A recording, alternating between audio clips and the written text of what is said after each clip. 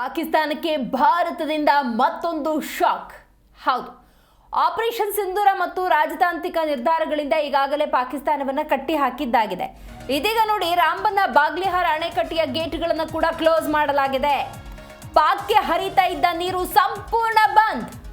ಜಮ್ಮು ಕಾಶ್ಮೀರದಲ್ಲಿರುವಂತಹ ರಾಂಬನ್ ಅಣೆಕಟ್ಟು, ಅದು ಆ ಡ್ಯಾಮನ್ನು ಸದ್ಯ ಬಂದ್ ಮಾಡಲಾಗಿದೆ.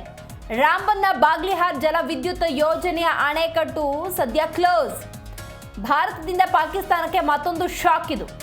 ಜಮ್ಮು ಕಾಶ್ಮೀರದಲ್ಲಿದೆ ರಾಂಬನ್ ಅಣೆಕಟ್ಟು. ಪಾಕ್ಗೆ ಹರಿಯುತ್ತಿದ್ದ ನೀರನ್ನು ಸಂಪೂರ್ಣವಾಗಿ ಬಂದ್ ಮಾಡಲಾಗಿದೆ.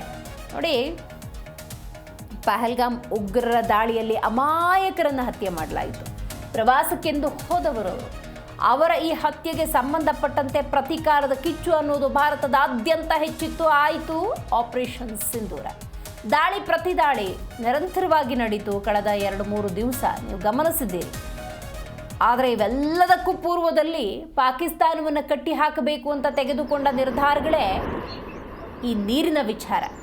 ಹೌದು, ಪ್ರಮುಖ ರಾಜತಾಂತ್ರಿಕ ಒಪ್ಪಂದಗಳು ಅಂತೇನಿತ್ತು ಅವುಗಳನ್ನೆಲ್ಲ ಬ್ರೇಕ್ ಮಾಡಲಾಯಿತು.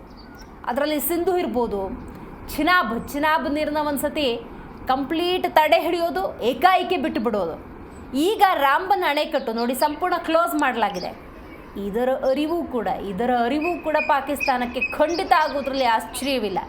ಸದ್ಯ ಪಾಕಿಸ್ತಾನದ ಪರಿಸ್ಥಿತಿ ಹೆಂಗಿದೆ ಅಂದರೆ, ಅಲ್ಲಿನ ನಾಗರಿಕರು ಅವರ ಪರಿಸ್ಥಿತಿಯನ್ನು ತಾವೇ ಹೇಳಿಕೊಂಡು ತಮ್ಮನ್ನು ತಾವು ಮೀಮ್ ಮಾಡ್ಕೊಳ್ತಿದ್ದಾರೆ ಅಥವಾ ಟ್ರೋಲ್ ಮಾಡ್ಕೊಳ್ತಿದ್ದಾರೆ. ಭಾರತದಿಂದ ನೀರು ಬಂದರೆ ನಾವಿಲ್ಲಿ ಸ್ನಾನ ಮಾಡ್ಬೋದು ಅನ್ನುವಂಥ ಮೀಮ್ಗಳು ಈಗಾಗಲೇ ಪಾಕಿಸ್ತಾನದಲ್ಲಿ ಹರಿದಾಡ್ತಾ ಇದ್ದಾವೆ. ಸದ್ಯದ ಪಾಕಿಸ್ತಾನದ ಪರಿಸ್ಥಿತಿ ನೋಡಿ ಹೀಗಿದೆ.